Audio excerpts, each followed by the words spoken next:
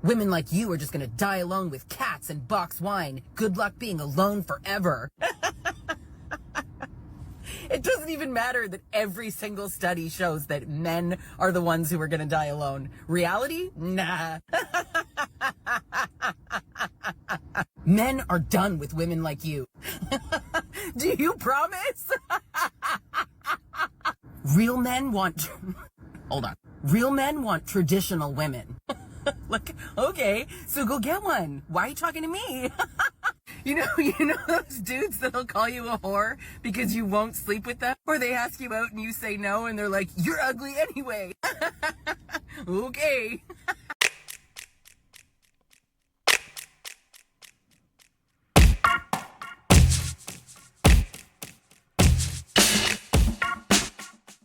Welcome to the TikTok influencers you really should know about. I'm your host, Christine Blosdale. In this podcast, you'll get to meet TikTok creators who inspire, motivate, and entertain. Get ready to discover the influencers you may not have heard of yet, but you definitely should know about.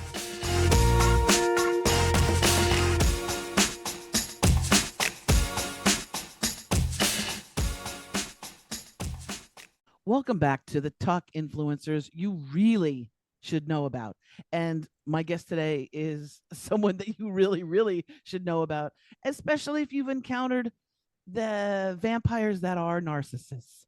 And I am so happy to have, I've been really looking forward to having Lisa on my show. My guest is Lisa Sonni. She is a trauma bond recovery expert and relationship coach. I also affectionately call her the narcissist slayer, but that's just me. I love that. And she's got a great TikTok page that you need to check out. But we're going to talk all about that, all about narcissists and how we can escape their evil, I don't know what that claws. Is. Yeah, Claws, their web, yeah. their claws. Yeah. Yeah. Well, welcome to the show, Lisa. Thank you so much for having me. Well, you know, what got me was I stumbled across one of your and we'll play it in a little bit if that's okay. One of your videos, and it was the one where you're in your car, I think, and it was just about this thing that's happening where some men of the narcissistic persuasion, especially, are saying, you women need me, you need us, this, and you were just laughing so hard. And I just was like, I love this lady. She is just so real. And then I dove into your other videos and I was like, wow, okay. So this is apparently a big issue. Narcissism, right? Yeah. More than we think. Yeah. Can you talk about how you got started on this and maybe sharing your story a little bit? Yeah, absolutely. And the truth is, my story is where I started, which, and I think for a lot of coaches, you do kind of start in that realm of you've got personal experience and then you learn about it. Now, you'll hear this joke a lot in the narcissistic abuse recovery realm that we get PhDs in narcissistic abuse. We all go to NARC University. There's no such thing, of course, but you immerse yourself in it because you're just so confused and trying to understand. So for me, I was in a relationship with an angry person, a crazy person, a person who was amazing and sweet and magnetic and charming and hit me and lied to me and cheated on me and destroyed me. And I know that's like, wait, what? But that's what it's like. They're the most amazing person and you hate them because they're also the worst person. And narcissistic abuse has been described as total destruction. I don't think there's a better way to describe them. That's exactly what it is. But I didn't know that it was abuse and I didn't know that it was narcissism until I was out of the relationship. And I feel like I got out with my life barely. But when I got out, I started to just talk about it and learn about it a little bit. I started making videos, but it was really not about narcissism. I was making videos about leaving a relationship that was hard to leave or leaving a relationship where the person was kind of still being awful to you. And then I was like, oh, this is abuse. And then I started watching other people's content. And it was actually mental illness who made me realize it was narcissistic. And then I talked to my therapist and then it really, I was like, oh my God, that's what it was. So I have since found out that this is not just my own little belief or one of those women that calls her ex a narcissist. Right. He was a true narcissist in every sense of the word and leaving was the hardest thing I've ever done. Like, I think back, I'm like, how did I survive? But in the end, what I learned was that I was in a trauma bond, and that is not always true of people who are in this, but it was definitely true for me. And that's why I specialize specifically in trauma bonds. Well, and especially since, because I'm also a victim of a psychopathic narcissist, right? We, and I think part of it is that you can't conceive in your mind that someone would do this, that someone would purposely, and they're great liars.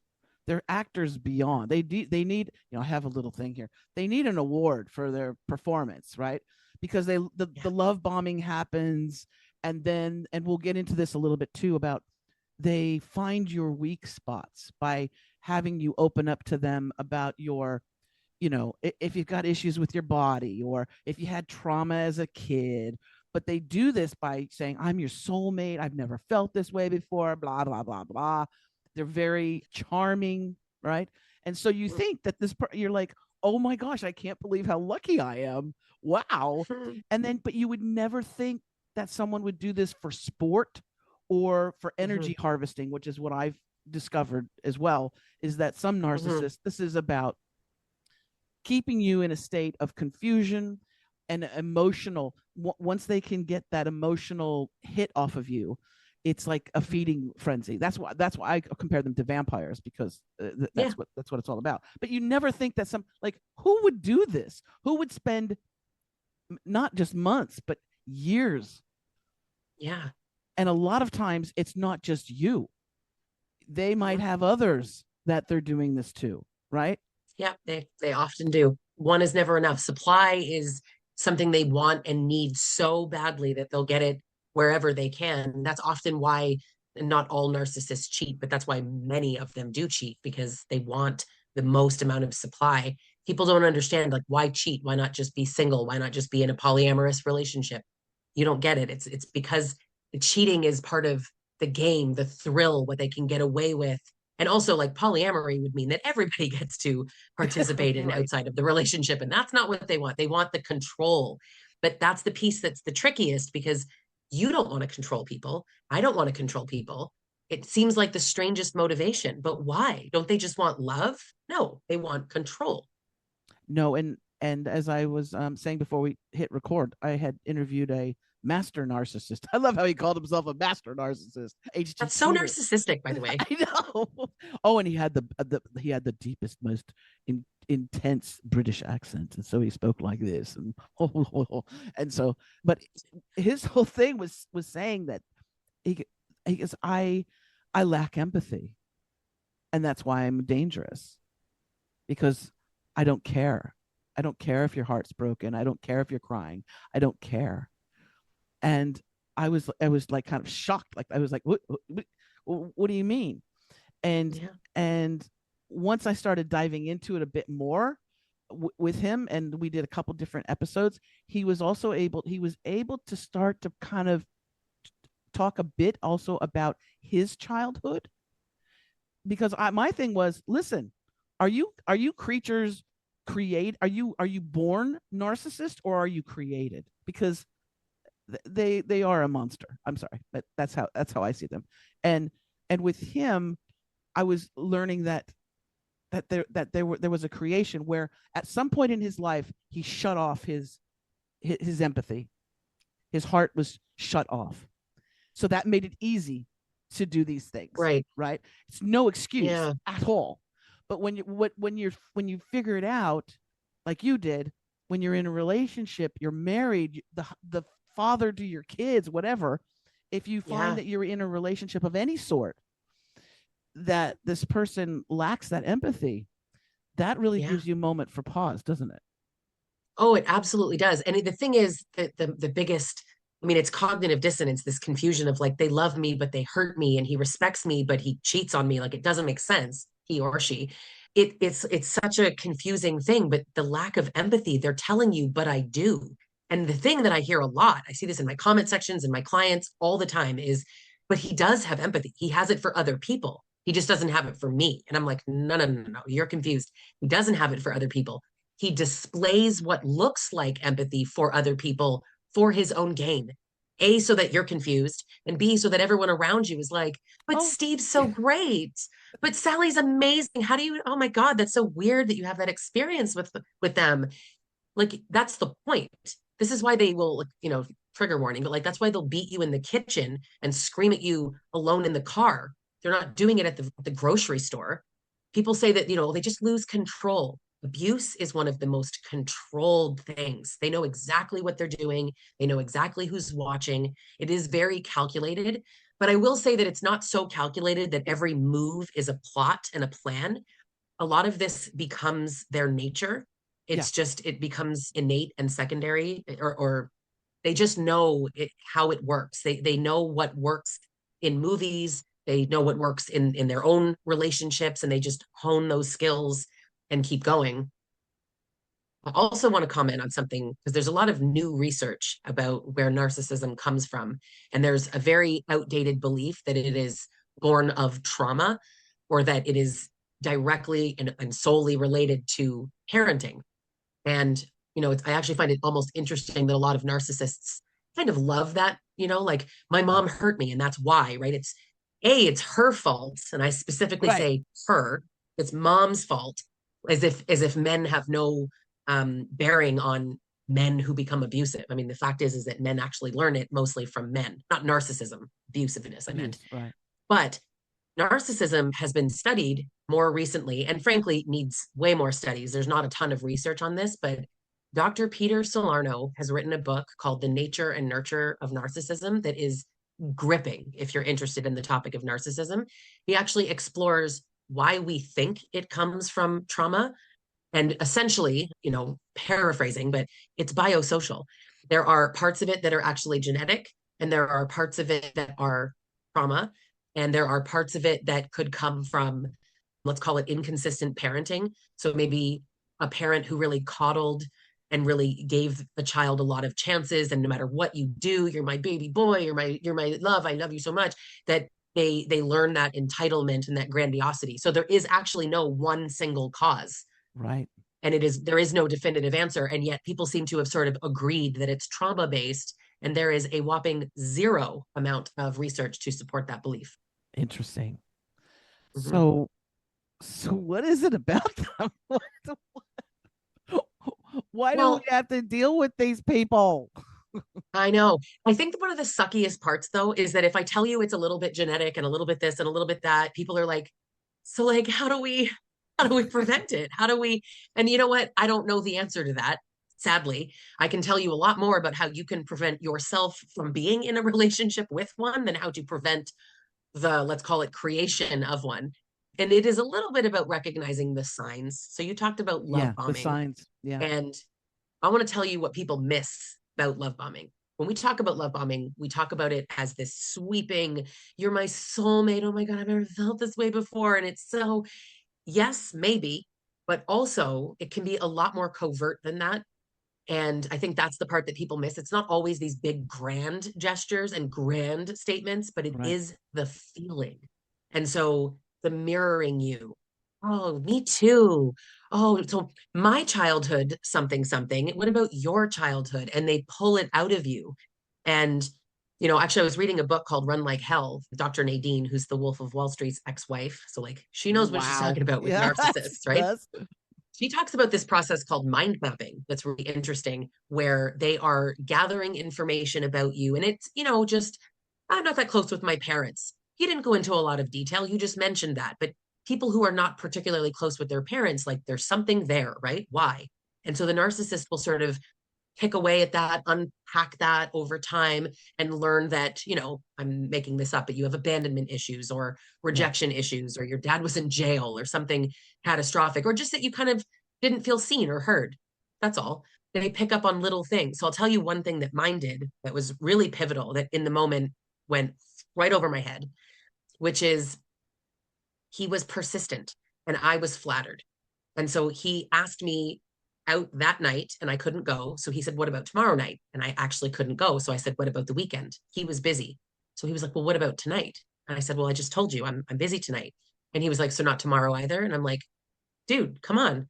And I laughed and he was like, well, what about tonight? I was so flattered. So what I taught him, Right. and I went on the date, by the way, and I was the captain of a volleyball team, a rec league for clarity. Our team had a perfect score of losing every game, but I was willing to sacrifice as a captain to not go to a game and go ditch my friends to go be with him, 27 years old. And he learned that I was the kind of person that would shift my plans for him, that I would prioritize him. We hadn't even gone on a friggin' date yet. And I was already like, how can I shift my life around for you? Because I'm so flattered.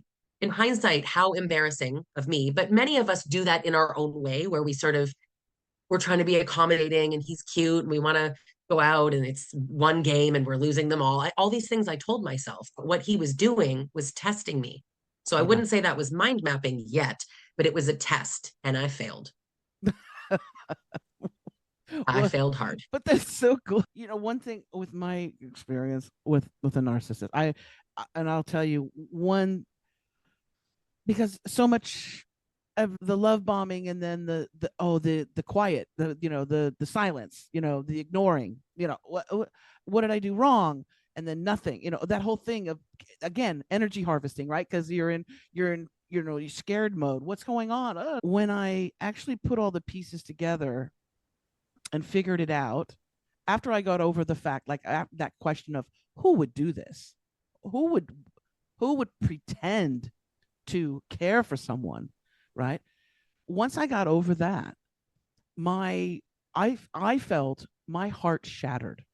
And I've talked to a few people, women, most of the experiences that I've encountered, and the people that have talked to me are women who have experienced this from male narcissists. There are female narcissists, I know, but their experience, and they said, oh my God, yes, my heart shattered. It felt shattered. And I don't even know how to really express it other than that. And I put off human beings. Like, I said, that's it. I looked at my little toy poodle and I said, dude, it's you and me, because I don't trust. And it was a woman. And I don't trust men. I don't trust women. I don't trust humans, because I don't ever want to go through that again. And then a weird thing, God in his humor put my now wife in my life like a month after this. And I was like, are you real? Are you like I asked my partner the same thing. Are you real? Are you real? The person I'm with now, like, he was like almost bordering annoyed. Like, why wouldn't I be real? I'm like, you don't know. Yeah, you don't know man. what I've been through. But yeah. But did you yourself also experience that shatter effect? Or were you pissed? Shattered is exactly the word. Like, I don't think I could even express how perfect that word is. It was like he broke me into a million pieces and then just was like, and just blew the pieces into the air like it did. I was meaningless. It was absolutely, it was like a plaything, like a cat or like a lion almost going after something that you've already killed me and you're still just whacking it around. They never stop. It's relentless. It's relentless with these narcissists. And the piece to remember is that was the point.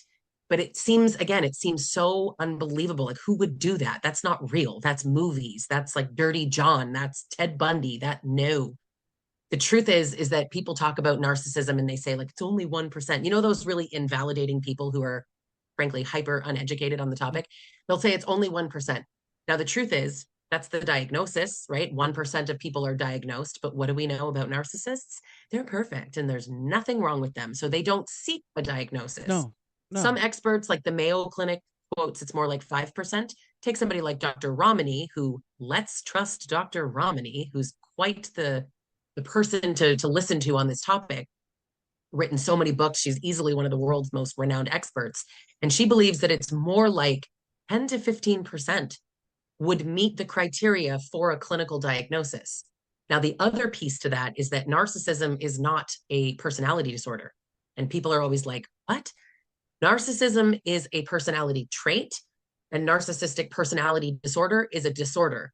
And so if you look at it like a spectrum, some people say everyone's narcissistic. I mean, sure, that's not totally true, but I get why people say that. But if you look at it as a spectrum, the people who are high on the spectrum, but maybe don't meet the criteria for a diagnosis, I'm still going to call you a narcissist. And that's because you walk like a duck and you act like a duck. So I'm going to call you a duck, You're a damn whether duck. you are one or not. Like, Right. what's the joke? You don't need to be a veterinarian to know that a duck is a duck. So I don't need to be a doctor. And I'm not diagnosing people when I say it. And if anything, I tell survivors to kind of detach from the label, because it doesn't really matter if they're a narcissist. What matters is that they're narcissistic. And what matters is that they're treating you really poorly and that you are confused and stuck and you blame yourself and you're experiencing guilt and anger and overwhelm. These are always the common feelings that keep us so stuck. And then you don't know how to get out. So when you're trauma bonded, you're like feeling particularly confused, and you love the person that you kind of hate and you can't picture life without them. Something I say a lot, they're the knife and the band-aid, pain and the comfort. They're everything to you. And so when they hurt you, you seek them out. But really, what's happening is this kind of chemical addiction, the dopamine and the oxytocin and cortisol, and it's all flying around in your body, but it creates this addiction like feeling where you kind of feel like you're going to die without them. But that's the shattered that we talk about. You are already shattered. Yeah, absolutely. Well, and you had mentioned too, like let's give some help or some suggestions for people if they do find maybe they thought they because again they make you think you're crazy, or you feel like you're crazy, right? Oh, I'm too sensitive, or no. But what would you say? And now I know personally, I know that there is no rehabilitation. There is no, you cannot love them enough. You cannot change these people. And so you have to absolutely go no contact, as if they've died, and you put the flowers at the grave and it's done. You cannot contact them. But can you give, because for some people that's still very hard, right? Because yeah, they're part of their slash impossible. Some people, if you've got kids, now some people can go no contact with kids, but it is harder. So I recommend, like, in those cases, as low contact as possible. Correct. But the truth is, like, what can people do? I think one of the hardest pieces is when you're in the relationship, you don't know that they're abusive. Maybe you're still sort of like, it feels like abuse, but also it's my fault, because if someone treats you badly, it is not your fault. Full stop. Right. And that, so if you are being told that you're causing their mistreatment of you, if you're in a relationship that started amazing and now it's your fault that everything's fallen apart, I just want you to consider that that person has the free will to leave. So ask yourself why they're staying, really.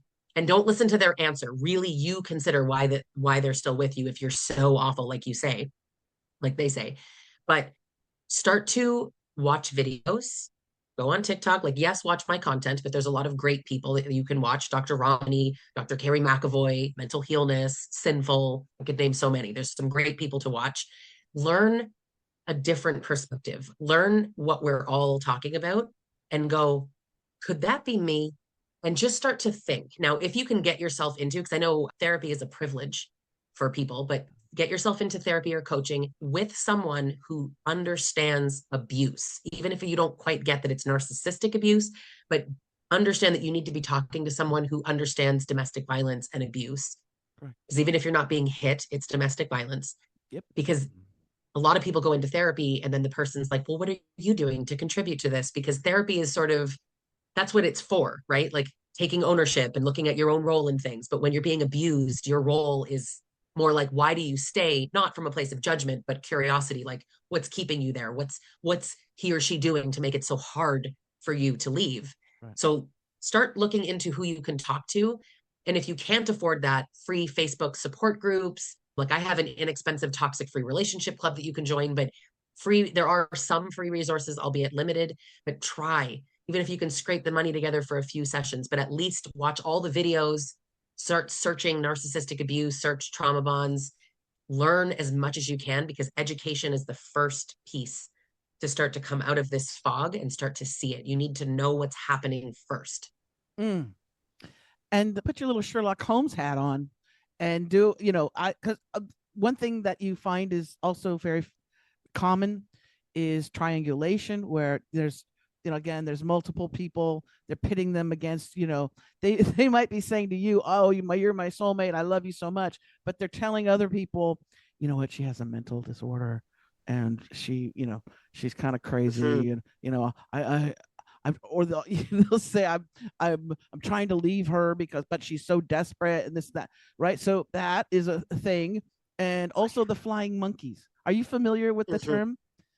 Oh, I love the term. Okay. I remember when I first heard it, I was like everybody else. I was like, what? Flying So for monkeys. those that don't know, right, we love that. Wizard of Oz, absolutely, that's where it's from. But they did the bidding of the Wicked Witch of the West. So these are the people that are like flying around, the narcissists that are doing their bidding.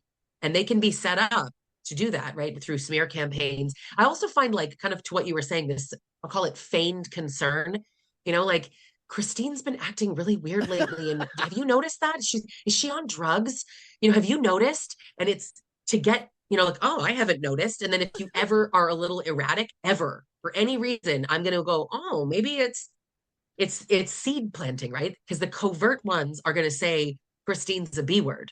And the covert ones are going to be like, I'm just really concerned for her, or she's acting crazy, or tell you some wild story, or flip it. Like last night she hit me. Meanwhile, they hit you or yelled at you, they'll flip the story. So smear campaigns, and it's really hard. And then it's all coming at you at the same time while you blame yourself, and your family's not supporting you, and no one understands, and you're losing your mind, and you have no money and no resource. It's like shattered. It's the worst. And they isolate you as well, so that you have nobody to turn to. The flying monkeys thing is like, when you piece that together, you're like, what? Yeah. Then you can start to spot them. It was like a game of whack-a-mole, Whoop, flying monkey, whack, flying monkey, whack. And you have to get these people out of your life. But it's sad when your family sometimes becomes that. I didn't experience that, but I know many people whose family sort of like, well, we like them, and they're so nice to us. So many people. Yeah, he's really nice to us. Or like, are you sure? Planned. Exactly. Yeah, and it is. And that's why they're so nice to other people. Like, I just want to drive that point home. Like, that's the point. It's so that really you think that person's not nice. I don't get that version of them. I think they're so nice. It's so that you go, well, maybe it is me. Maybe it is. Or the way that they can kind of control you to isolate you. People think of controlling, and I always use the same example because it's so like everyone gets this, is like, you can't have short hair. That's control. Yeah. You can't go there. That's control. It's pretty obvious, right? Well, what if it's like, you can go? Of course you can go. And then when you get home, they stonewall you, ignore you. Or when you're out, they blow up your phone. If you, like, I used to have my phone on the table face up, and if he messaged, I needed to answer, because if I didn't, oh, I love how you always have time for your friends and you never have time for me. Or sometimes others, not mine, but like, will accuse you of cheating, or, why are you wearing lipstick to the gym? And it's like, I just was wearing lipstick earlier and I just didn't take my makeup off. Or, oh, who are you trying to impress? They don't want you to go to the gym because the gym makes you feel good. Right. So they want to take things away from you, take your social network away from you, but it's very covert. But it's also to make you think that they're jealous, right? So like, well, this person must really love me. Oh God, they're so jealous. I'm just insecure. I just need to know where you are all the time because I'm insecure. And then you're like, oh, because that's kind of a vulnerable thing. Right. Jealousy is, to be very clear, you want to talk from like a healthy perspective. If I am a jealous person, that is a problem of one person, which is me, and I need to work that out. If I'm in a relationship where I feel jealous because like he cheated on me, that's different, right? But I'm talking about nothing's happened and I just feel jealous all the time. I need to go get a therapist and talk to my therapist about that. That's my problem. But as soon as I use my problem to tell you that your behavior should be different, that's control. So even if they're jealous, which I don't believe, I agree they're with you. Not jealous. But even if they're jealous, they're still trying to control you. So like, no matter what color you paint that, it's control. So don't fall for that. I think it's a way to like make you think that they love me so much that they're jealous that I just talked to the postman. Oh my goodness. Yeah. It's crazy. Now you find yourself looking at the floor, or like, a Starbucks barista, there's two lines, a man and a woman, and you're like, I'm gonna wait for the woman, because you can't, like, you're not allowed to talk to guys anymore all of a sudden, even the most innocent things. It really, it controls your whole life and you don't even realize it. You are living for them. You are following their direction. They make it easier to just be compliant and be submissive. So you just kind of give up, which is resignation in the stages of a trauma bond. You're just like, fine, I'll do it your way, thinking that that's going to make it better. And guess what? It never does. It gives It them never more does. power. It emboldens them even more. Lisa, let's, you know what? Let's, for those, because this is all about the TikTok influencers that people should really know about. So if you don't mind, is it okay just to play a quick video of yours? So Absolutely, yes. I keep watching these men on this app try to convince women that we still need them.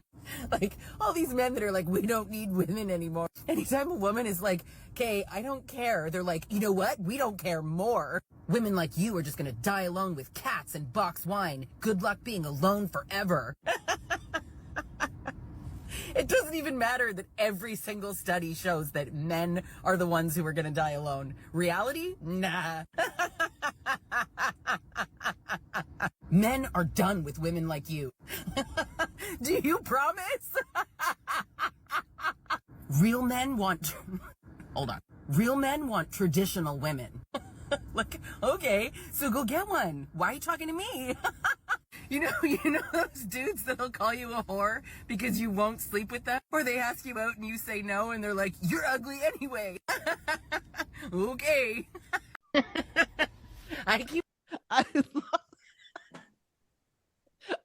I laugh every time I watch it. And actually, around the time that you commented on that video, times. I watched it so have I, to be honest. So there was a man that was commenting the day that you commented, and he is still commenting, and it has been weeks. He's still commenting? He is still commenting. I don't even want to say his screen name, but it's funny. His screen. Can I say his screen name? I don't mind. Go for it. His screen name is Boner. No! God, no. You're kidding. Sorry, but like I never make fun of how people look, but I'm just saying, like, yeah, your screen name's Boner and you're online trolling women. Like, okay. You live in a basement. You are the epitome of exactly what we're laughing at. And he's in the comments being like, don't you understand that if you're gonna die, if men die alone, then women die alone? Hello, math. And I'm like, wow, you're dying alone. I'm dying if I'm single with my friends and my sister and my cat that you think is silly to have. Like, you know what I mean? I'm literally, the alone part is you have no friends and nobody wants to date you. And your name is But he doesn't get it. And then the crazy thing is there's just a weird amount of hospice nurses that are also in the comments being like, hospice nurse here, trust me, men are dying alone. And I'm like, as if I needed the reinforcements. There's so many studies to prove this. But I mean, it's not funny that men are dying alone. I'm actually not laughing at that because the patriarchy hurts everyone. And I'm like a feminist for that reason. Yes. But like, they're dying alone because that's this man is exactly why he's the living proof. And you would hope with the subject matter too that you're talking about, narcissistic abuse in general, but focusing on the narcissist, you would hope too that you would get quite a few comments on your videos, obviously from people who've experienced it, who are reaching out to you saying, "Oh my God, thank you so much."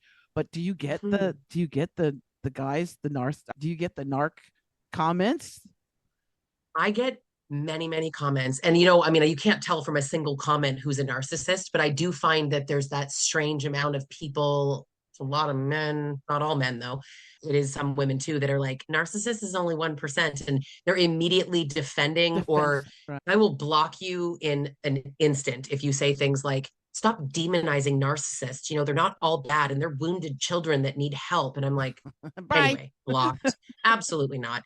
That's not even true. And also, I love how you're on the page of a survivor trying to say, but what about the perpetrator of abuse? They feel bad too. Really, they feel terrible when they call the people B words and strategically and cunningly destroy them over years. Like, I'm sorry, you get no pity. How hard it must be for you to hurt people. Aw, like zero empathy. That's where you can go ahead and call me a narcissist. I've got zero empathy. But I also think empathy without obligation. If you feel empathy towards your abuser, I really understand it because, man, I've been there. But empathy without obligation. You do not need to stay. You can feel bad the hell away from them. Yeah, absolutely. I will say this to anybody who is experiencing this: get out, get away if you can, and absolutely no contact, because that you open up that contact, you're opening up the feeding tube, and you want to just stay away as much as you can. And I know it's difficult when if you have a narcissist, if you have someone who is a parent, oh God, I can't imagine having a mother or a father who's a narcissist, but especially in a romantic relationship, get out if you can. There is no recuperation, there is no rehabilitation or any of that. So God, I could talk to you forever and ever, Lisa. You're my new BFF because we've been trauma bonded. Right? Brutal. I'm going to make sure that everybody knows about your wonderful TikTok page. I will have the link to Lisa Sonni's TikTok page in the show notes. She's also, if you're searching on there, you can put in the search bar "stronger than before," and that's right. She shows right up there because she's got a very popular page. And it's sad. Yes, I do. It's good. I know it is. No, I agree with you. It's sad. I say that, like, when I log in to my clients, it's like, I'm so sorry that you need this kind of support and that you've been through this. It's absolutely awful. But yeah, I'm on all platforms as Stronger Than Before, which is a screen name that really makes sense, right? You become stronger than before through this process. So find me, follow me. Well, I'll make sure that they get to you. No worries about that. Thank you again so much, Lisa Sonni, for being on the show. You are an influencer that people really should know about. So thank you again. Thank you. And I want to thank you, wonderful listeners and viewers. If you're watching this on YouTube, share this. Listen, if you know of someone who's experiencing this, it's very important that you share this information. I think so that they don't feel all alone, but it also gives them that strength to make those changes in their life and take their life back. It's something that it's underreported. It's not talked about. It's embarrassing for some people.